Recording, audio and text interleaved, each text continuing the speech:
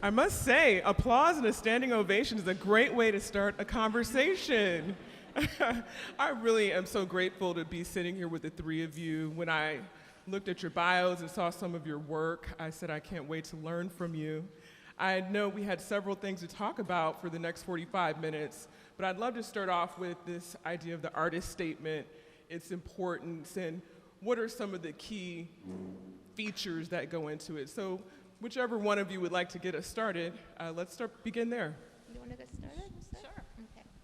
So I think one of the key elements of any artist statement is to assume that the person that you're writing for knows absolutely nothing about art at all.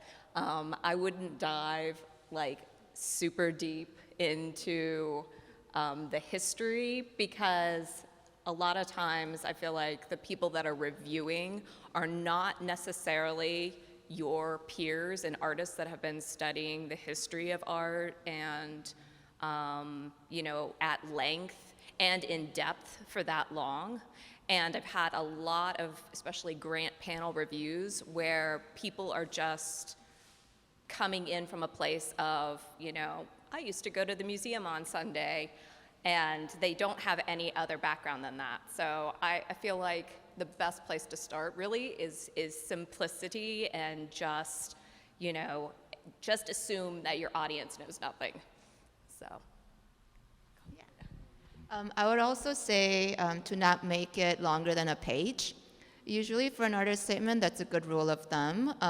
When I review artist statements, I often notice that some people who tend to focus too much just on the minute details of their process and materials and don't really tie it to their content or the theme, or vice versa. So make sure you have like a nice balance of the two, and also make the connection between the two, right? Because it's also important, making sure that you can really package it in your words, that your work it's a thematically cohesive body of work, and how everything that you're doing from materials to process all supports that effort, right? So that would be my recommendation.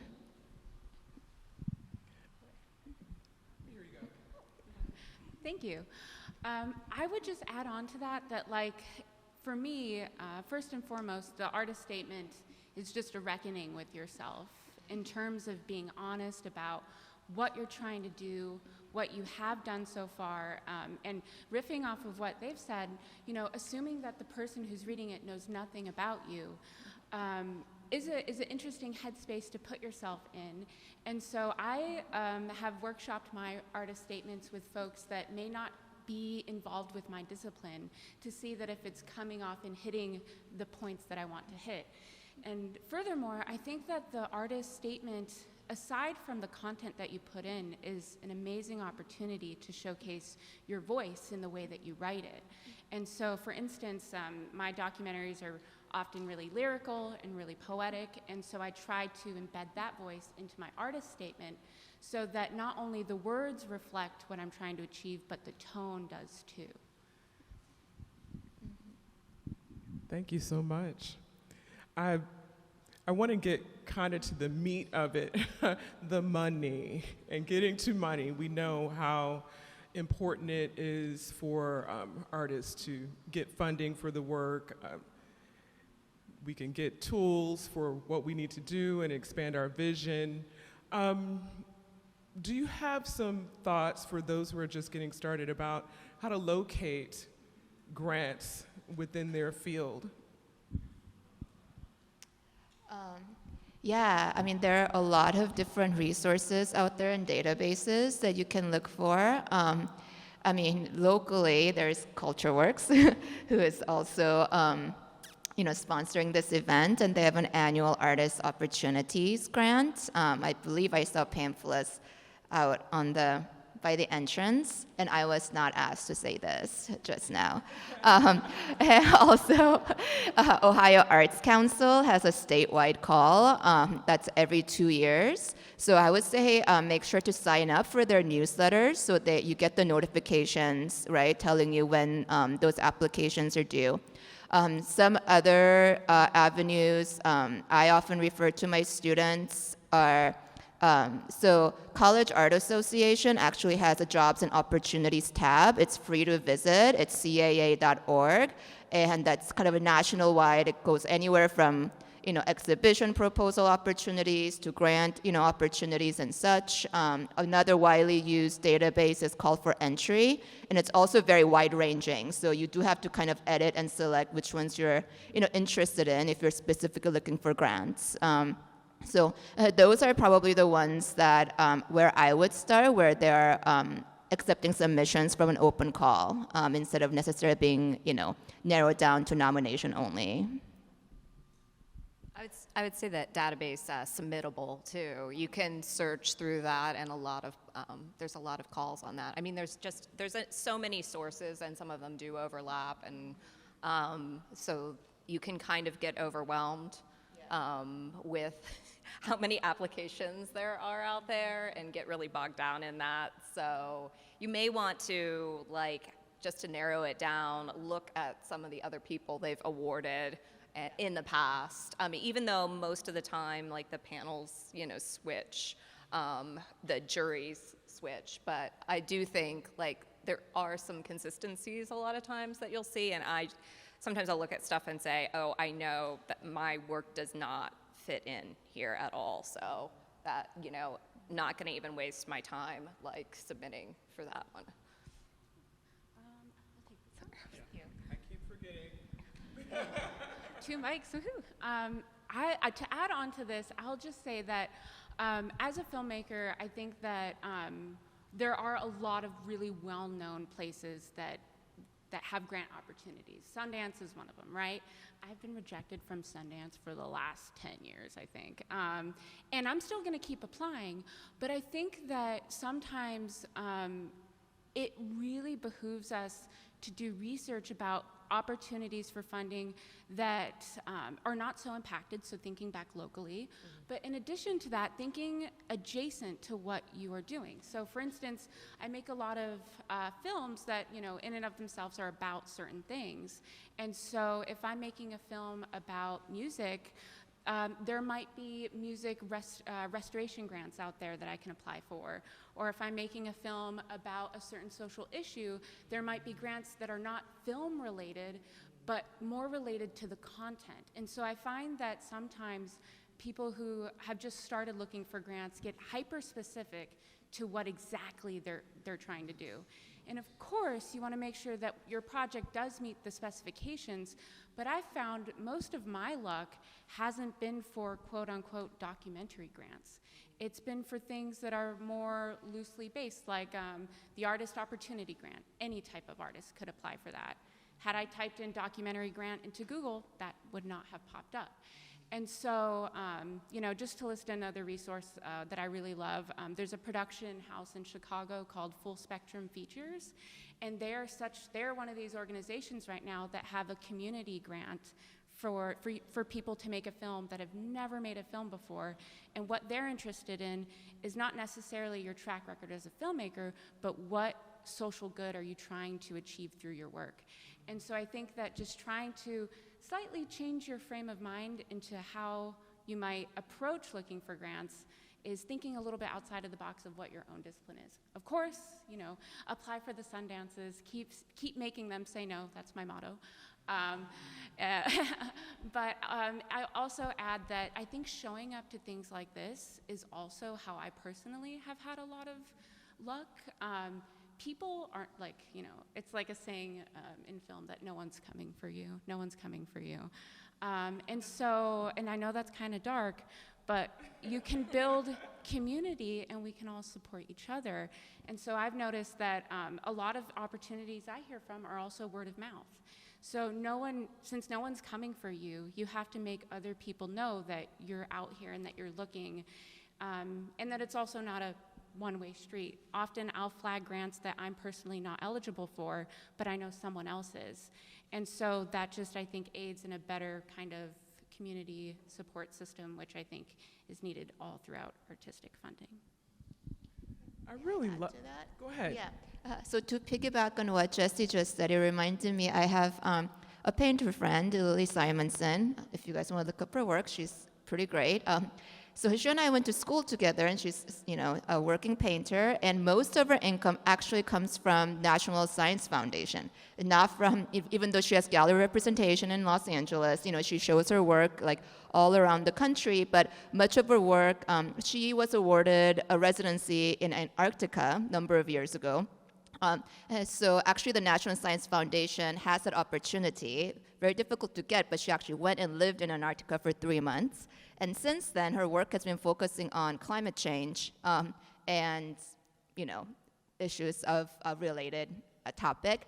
And what she tells me is that, science has so much more money than art, first of all, and scientists love artists because artists can translate what they're doing for the general public, right? So not that everyone should go out and make work about, climate change or anything, but that is a really good comment in terms of sometimes, your funding could be coming from an organization that's outside of kind of the more, myopic field of visual art.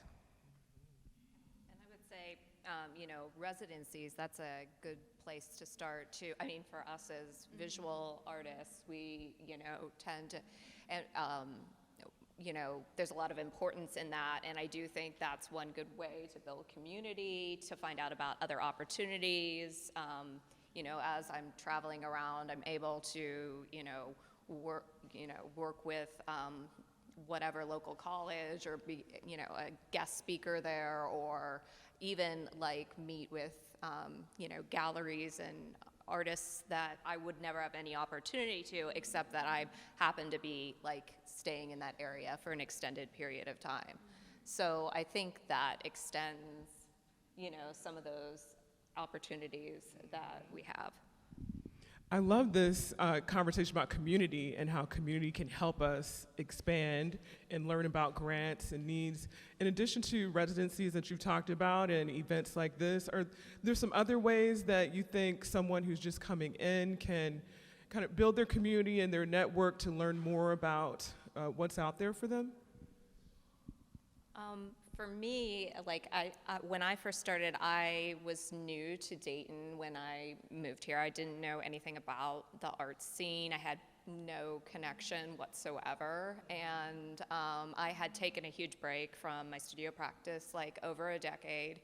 And for me, like the first thing I did was like join all the local arts, community arts-based organizations, and just to meet people. And then the other thing I did, because I didn't, I knew there were 2 arts-based, organizations here, and I really wanted to like show my work, and there wasn't much of a gallery scene, and Front Street was, this was, about 6 or 7 years ago, so I knew somebody. This is actually how I met Rodney, if he's still here, but I rented like a empty storefront downtown, and I contacted the owner, and I was like, hey, if you don't have somebody, renting this building, can I hang my paintings in this building? And I had an opening, and I met, and like surprisingly, a bunch of people came and were like, hey, we're artists here in Dayton too. And I was like, great, I'm so glad to, meet you. So I was able to like build community kind of that way, like in sort of an untraditional sense, and, just to be like, this is the kind of work I make, and I'm interested in meeting local artists, so. Yeah, so if you are not familiar with you're referring to DSA and the Contemporary, right? They're the 2 arts organizations she was talking about. And I agree, I think Dayton has a really welcoming community for artists. Like I moved here a little over 12 years ago from San Francisco, and I was actually really amazed at how welcoming people were, right? Because I feel like in the Bay Area, it was a little more, I don't know, like maybe cliquey, or you have to pay your dues, right, to like infiltrate some circle. So yeah, just show up and, network. And if you're just starting out, I mean, a lot of even like coffee shops around town are always looking, for artists to show their work. I mean, that's a good way to start, getting your work out there. And And also organizations like DSA often have, member shows or jury shows, or you can even propose small solo shows, and start showing your work, and also, believe in your process and build a thick skin, because even when you get to a certain level, like majority of things that, you apply for, you will be rejected. I'm just gonna let you know right now, right? You just have to, it becomes such an everyday thing, but, there will be that one time it sticks, right? And then it will stick a little more, right? And you keep just going, right? I think I heard some statistics a while ago. I think it was my gallerist who told me this, that it was like, I think 80% of aspiring artists quit within the first 10 years. So I actually tell my students, being like, just keep at it, because after 10 years, you'll be one of the few people standing, and by that time, you will know a lot of people, right? Because when you're first starting out, I remember when I was younger, I'm like, how am I gonna get to meet people or know people, right? Or the art world just seems so big. But then once you've been in it for so long, I feel like, you basically know not everyone, but you know somebody who knows somebody, right? I think it just gets smaller and smaller in terms of that circle. So that was a little divergent, but.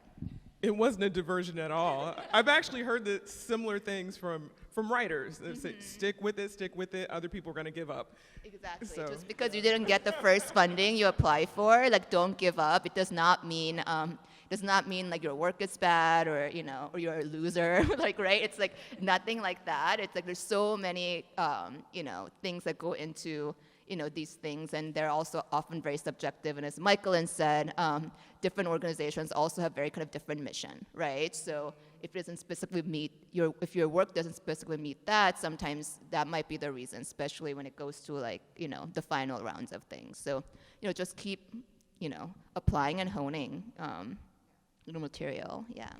I think one of the things that causes some folks to give up is that being an artist, whatever genre you're in, takes a lot of time and dedication and learning and if you're really in it, that's a good portion of your day. So locating grants, writing the grants, and everything that goes into it is another job within itself. And each of you has been really successful internationally, locally, and nationally. How have you balanced your craft, your art, and the heart and soul and time that you put into it, and the business of getting it done, so that you can bring those funds in to keep doing the good stuff? It's like the iceberg, right? And the part of the iceberg that you see is the part where you have a finished poem, or you have this beautiful painting completed. The rest of it is there's just so much of it, updating your website and making sure that you have somebody come in and take professional images, because I have to say, as somebody that has juried lots of shows, if you have a very square, well-lit, you're 90% above everyone else. It's surprising how many people still submit, I think, artwork leaning against a sofa where they've taken a picture. Right. Yeah, so that's a huge hurdle in itself.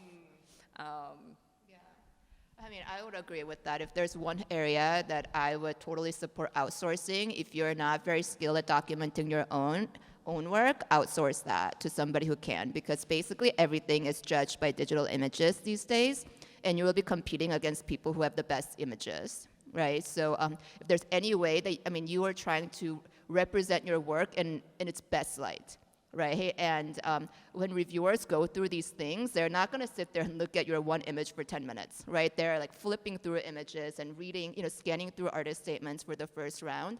Make sure that you have the best images possible.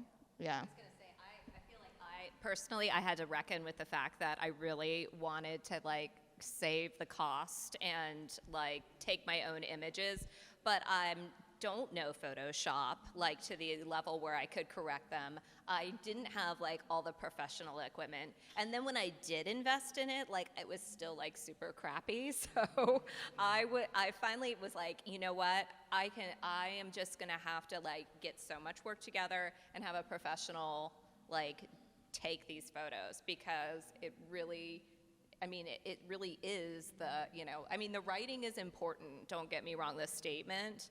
And just recently, I've like been consulting with an arts editor to take a look at my statement, just to kind of key it up a little bit more. But that's only after years of like struggle busing it on my own. But if I had to pay for something like professional photography, especially in the visual arts, unless you're a professional photographer. And there are ones who specialize in shooting art, and the ones that can shoot through glass and such, right? Because I've had professional photographer friends who refuse to shoot my work, saying that's not my forte, but I have a referral for you, right? But going back to the question, right, of balancing and managing time, I think being organized is so important. Put all the deadlines in whatever calendar system that you have, and don't just put it on the deadline, like put it like a week before with the goal that you're going to submit it, earlier, and read the directions. That's, when you're applying, to make sure you have the materials that are needed. If you follow the directions and guidelines to the T, like you will already be like 50% above most of the applicants. You would be shocked how many people like don't actually check all the boxes or follow the directions in these things. And time management and dedication. I was in the studio this morning from 8 a.m. till right before coming here, right? Because I have a deadline.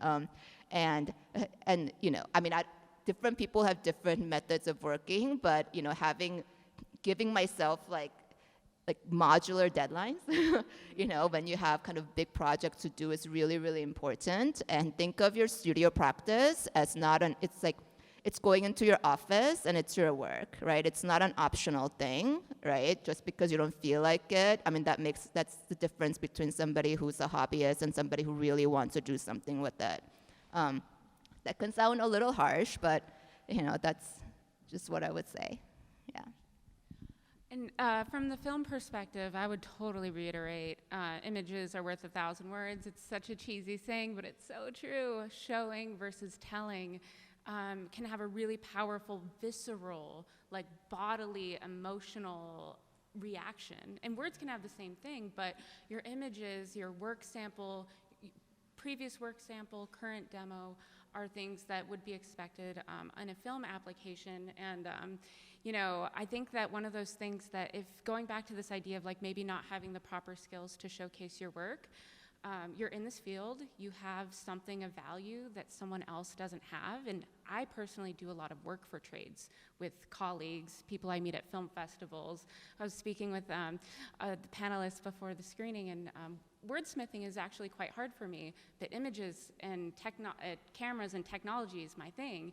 And so I often will try and barter with people so that we can trade in our mutually beneficial skills. And so knowing what you personally have that's desirable to other people is really good to know, so that when you're in the moment and you have that opportunity to be like, oh, I can do that for you, it's just rolls easier off the tongue.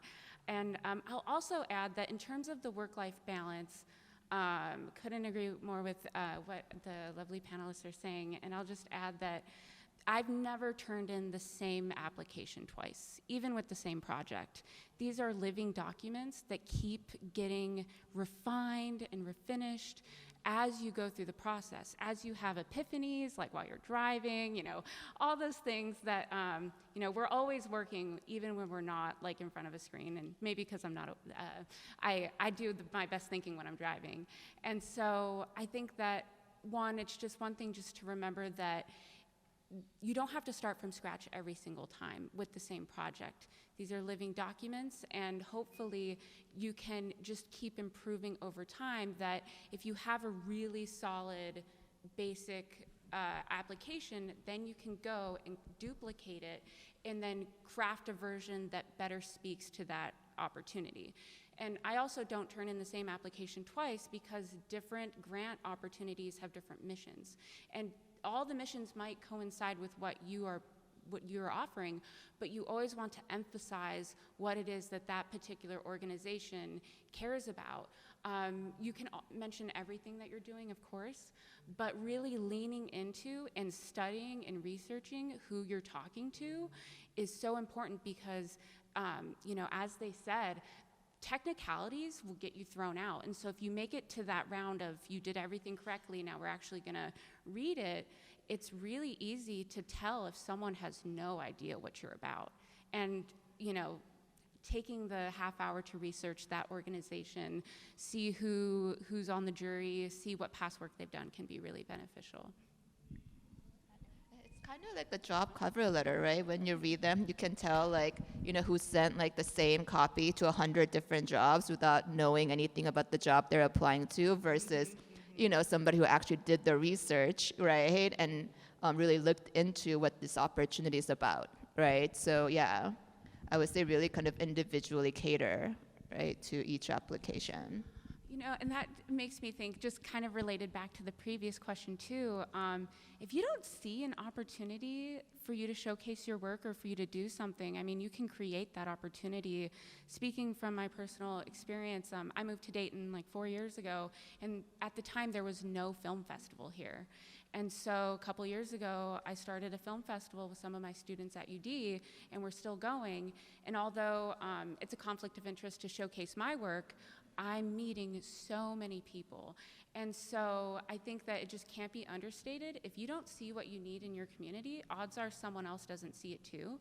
And you guys should come together and create that thing and just will into existence what you need. I feel the need to say this when you were talking about understanding organizations' mission and goals and tuning into that. Simple things like using the words they use is so important. You talked a little bit about how you've involved other folks in helping you achieve your goals. When it comes to grant writing, have you involved others in helping you to write grants? And if you have, what's been beneficial about it? What's been challenging about it? I have recently because I found an opportunity and I really wanted to, showcase the writing part was so important in this application. And a friend of mine that I went to college with now specializes in arts editing. And so I contacted her and contracted with her to help me refine the process. And because sometimes you get so bogged down in you just have so much that you want to say, and just for me, it's just hard to kind of get out. And so she was really great about asking very pointed questions, and then I was able to give simple answers and then refine the whole application. And that application I was able to steal some of the information from for a different grant. Now, I didn't get the thing that I worked on it with her for, but I was able to get funding through the Ohio Arts Council for, pieces of it. So I was able to recycle parts of it. So, and it was great to have somebody to help refine the language and somebody that actually for a living writes grants and was able to say, hey, you need to think about these things. So to contract somebody like that and maybe, maybe pay them for an hour's worth of work so that they can go through and really refine, those things that people that write grants for a living actually might know more about than myself as an artist. So that's one aspect that I found really helpful and interesting, and I would probably do it again if I had the chance. I have not. And can you talk about why you have not? Why you've chosen not to? No specific reason. Okay. I probably should. I think it would benefit me greatly to ask somebody, to review something. But I just haven't. So I guess I'll be also honest. for you, and for all of you here, are there some common mistakes that you've seen others make, or things that you've learned along the way when writing grants that you go, oh, that's a mistake, I probably shouldn't do that again? So I've served multiple times on a grant review panel for Indiana Arts Commission. So that's mostly where my experience comes from as like a reviewer of grants. And I would say kind of the common mistakes I see is, well, it depends on the grant. So it kind of goes back to a similar point I made before, where like it seemed very generic, right? The information that they supplied instead of being specific, for the grant opportunity and how it ties to the mission. And really look for, because different grants, some grants like CultureWorks, like really, they have a community engagement component to it, for example, right? Make sure you have a plan for that and address that. Some grants may not have those kind of requirements, right? So really kind of, formulating and crafting your grant application to fit the application. I think that really is often the most common mistakes I see. And also the accuracy of information, make sure it's updated, right? So it does not look like, oh, you used the same application 5 years ago and you're recycling it and you forgot to change the date, right? So make sure you really, really, really review everything that you're submitting, because things like that does make an impression, right? Because these are juried by human beings, right? So if you have glaring, spelling errors, for example, or grammatical errors, or incorrect information, like that will hurt you, even though you may have everything else beautiful, right? Beautifully done. So I would just make sure to watch out for those things. Yeah. And the visuals, right? I mean, I can't emphasize that enough, because that's really, it's just really surprising to me, like, to look at applications and be like, and I mean, it could be interesting work or whatever, but you're at the images, like, am I looking at your grandma's sofa that it's sitting on, or, like, is that a cat back there? Like, I end up, like, I know, I honestly, I was like, what is this? I can't understand. And it wasn't like, because I've also juried shows for, like, college students, and so, I kind of expect some, like, weird stuff sometimes. I've seen selfies where people are holding their art. Yes. With themselves, and that as your portfolio, don't do that. Right, with like the flash bulb going off on the glass and stuff. Yeah, you're right, the glare. But yeah, unless it's some kind of performance, and this wasn't a performance. Yeah. Building off of that, I would say in addition to the visuals, the budget. Most places that you're seeking money from want to know how you're going to spend it, right? And so, in terms of having accurate data, having accurate numbers too, because odds are the person who's looking at your data in terms of numbers, how much things are going to cost, are in the field and have an inclination of what those figures could be. And it's very obvious when people are kind of phoning it in and not doing their research.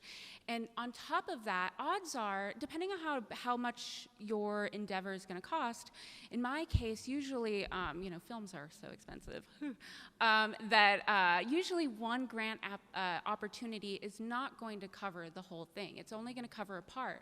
And so finding a really eloquent, brief way to sum up what else you're thinking of can provide a certain sense of safety, feeling of safety to the grantor, because, even whether or not you get this, you're still considering other options. It's not like this is it or nothing. And I think that in terms of just trying to instill the faith in the grantor that you are going to accomplish what you set out to accomplish, having alternative and additional supplemental means of funding, whether it be crowdfunding. I've used my own money, saving up monthly just to get that one piece of equipment I need. Finding an eloquent way to put that in the materials, I think, is really important in making sure that your budget is as detailed as it could be. If you got that money tomorrow, you should be able to hand that budget to someone, and you guys should start get the ball rolling. In addition to that, I'll say in terms of, do I ask people to read my grants? hell yeah, if I know a smarty pants, I'm definitely gonna try and get them to like weigh in. Because at the end of the day, if I'm making a film that I want a large group of people to see, I think it's really helpful getting many different perspectives. Caveat with that is that I only send it out to people once I've genuinely hit a brick wall. Because the counter side to sending out materials before they're ready is that you only get one kind of first impression, right?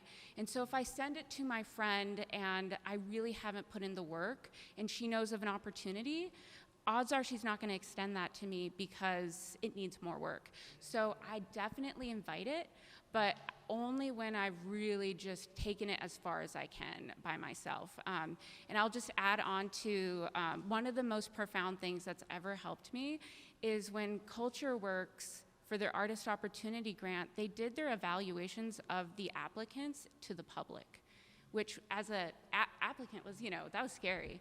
But I learned so much by not just listening to mine, but to listening to how they were critiquing others.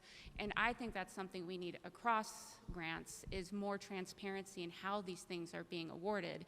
And so I just have to give major kudos to Culture Works for setting it up in that fashion. Yeah, Ohio Arts Council did theirs, online. And so I've never been able to drive to Columbus because you'd have a certain window of time where, they would read over your proposal and such. So I thought, the one thing about everybody, all of them being online, was it was great to see, and you could, you knew the time, and you could see the review, and you could see what other people's mistakes were, and know, right off the bat, what the panelists were thinking. And they were like, well, it sounds like they don't even have a public element, or it sounds like, they haven't really considered their budgetary concerns. So you could, hear in depth, what sort of, things that so if you get the opportunity to listen to one of those live panel reviews, even if you can just put in half an hour before yours gets reviewed, just to kind of get a flavor of what, and granted, the panels change all the time, but I think you're gonna see similar issues over and over again, and then you can say to yourself, why is my budget not clear enough about what I'm spending, or maybe my public element needs to be more engaging to the actual public. So those are, I think, that was really insightful for me this year. Oh, I just wanted to share a writing tip that blew my mind. In terms of letting people read my applications, I sent my application for a consultation from someone from Creative Capital, and they gave me feedback, and they also provided me with this writing exercise that totally blew my mind. And if for any filmmakers out there, I just want to mention it because it really helped me. Is that if you don't know where to start, write, as a writing practice, write the first public review of the film or of the thing that you're making, and imagine what you want it to say, and then reverse engineer your application to really echo those things. And I just have to say, that was a really great writing tip. And so in terms of also mistakes with film-centric applications, is over-explaining and not letting the film speak for itself. So if you have a main character and you just kind of brush over them, that's a real disservice. The person who's reading it should be able to look up, and if they saw them on the street, be able to recognize them. That's how much detail, descriptive detail, that these applications want. And so just brushing over things can really do your project a disservice. And I really like that exercise. That's a beautiful way of using imagination and creative writing to get you to this more concrete goal. I, of course, have a bunch of other questions, but it's really important that we take these last 15 minutes to open it up to those of you who are here with us in the gallery as well as online. So, yes.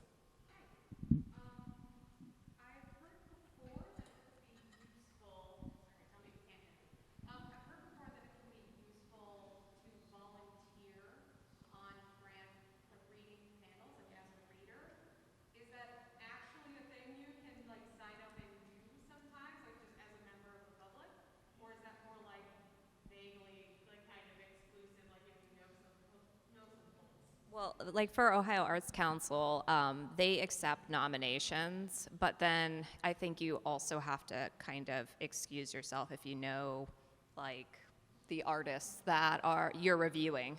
So, I mean, that was one thing that during the process, people would excuse themselves from the panel or abstain from voting.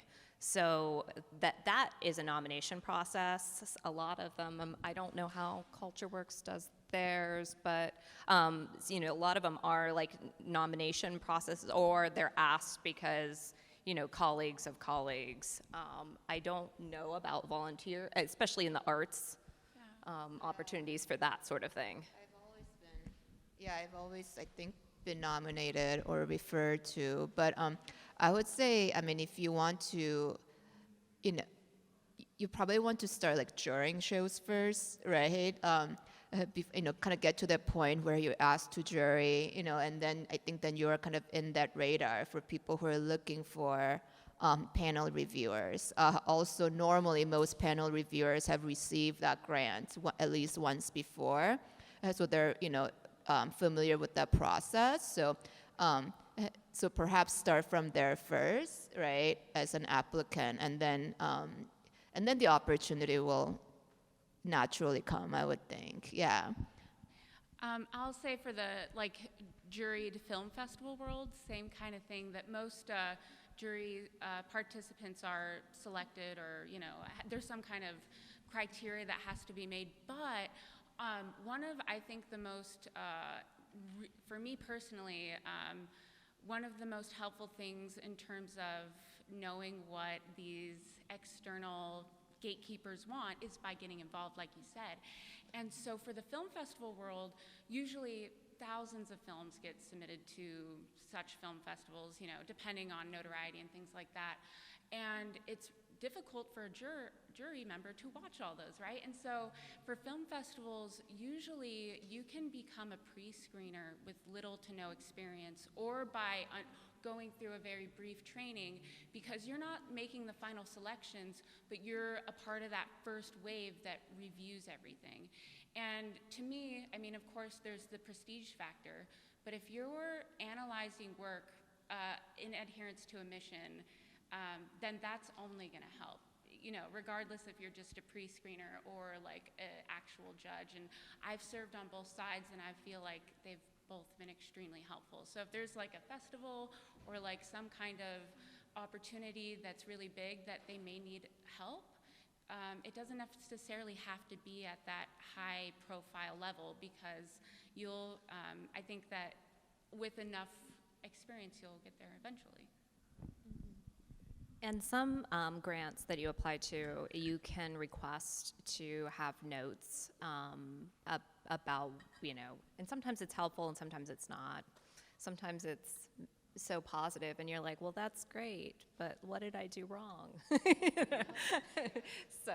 Even the big grants like the NEA, you can actually, I have a coworker who, I think number of years ago she applied, didn't get it, but was a finalist. So she contacted them and said, like, asked for the reviews and the notes, and they gave it to her, and then the following year she got it, right? So, yeah, so if you're curious, you know, I mean, the worst thing they can say is no, right? That's my kind of motto, like, ask first, and then the worst you'll hear back is a no, and maybe they'll say yes and give you something helpful, yeah.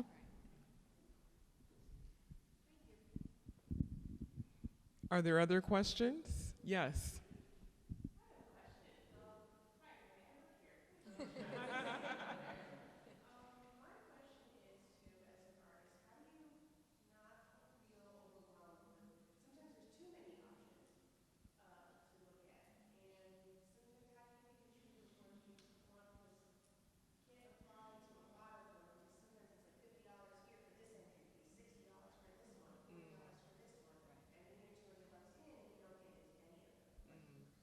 Yeah, unfortunately, I think that's the sad fact about being a visual artist, is that everybody wants a little piece of the pie, and they don't really want to give you much in return. I mean, some places are now saying, well, if you pay, you know, the $20 application fee, will at least give some commentary about your work.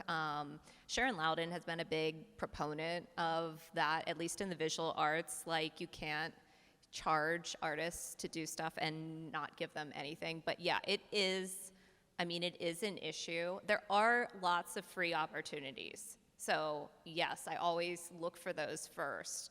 But sometimes, you have to pay.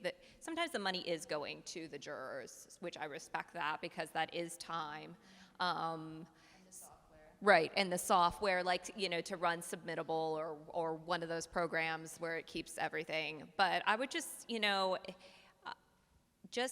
I guess, look at what you feel would be most helpful to you, or that you're most interested in. If you really want to have a show at such and such gallery, like at Field Projects or whatever, and you're going to pay the $50 to have them review your portfolio. And for me, I was applying to a ridiculous number of things, at the very beginning too. I had this goal, I would apply to 50 things, and some, and that it becomes a huge financial burden. But yeah, now I've dialed back on that somewhat, and taking into account what my priorities are. So I would just say if it's something you really want to do, or then go for it.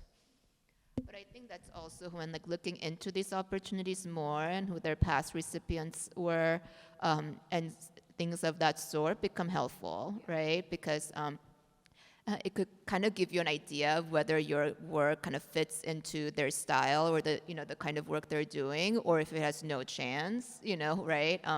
So that would be kind of a place to start in terms of that.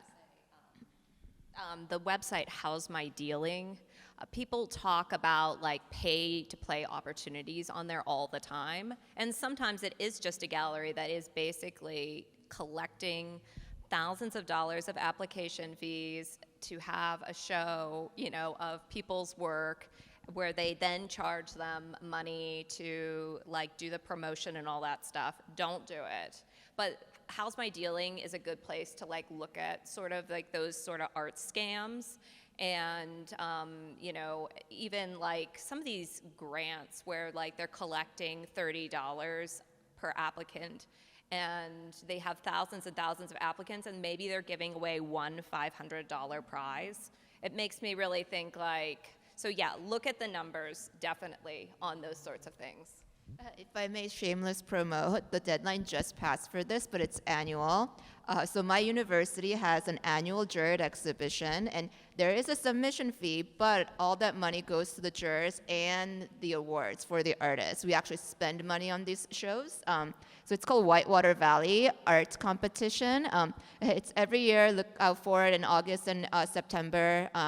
The deadline was the 12th, but it's artists living in Indiana and surrounding states, right? So Ohio's there too, and we give away anywhere between $4,000 to $7,000 in cash prizes. But that is where our submission fees go to, yeah, and also to pay the software system and the jurors. And we do have an open judging that is digital and online. That's online. So it is similar to the open jury panel that we talked about. So this is not a grant per se, but it would be a good learning opportunity, because we have 3 jurors, and then they go through people's work and say yes or no, and then at the end you can ask questions about specific work, even if it's your own work, and have that opportunity for a critique. Yes, and we are about to wrap up, so I'll give you the mic, and then we'll have Sierra. The one last thing I'll add to this question of how do you choose? One thing that I always think of is going and looking at who the jurors are. And because odds are, if you don't get the opportunity, hopefully you've made an impact that they will remember you for the next thing. Because at least in the film community, everyone, a lot of people know each other, a lot of people talk, and so if I'm really interested in the work of the people who is on the jury, I think going and knowing what they're all about is a really great indicator of, not necessarily will you be selected, but in terms of trying to further build that community. Or if there are artists that you are following and if they're like your art idols, but within reach, right?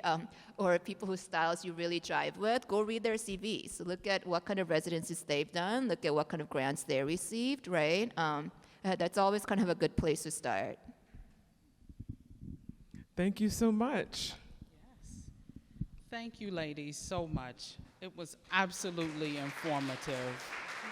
Thank you, Anne, Mychaelyn, Jesseca, and Furaha for sharing your knowledge with us today. Woo-hoo! That's what the script says.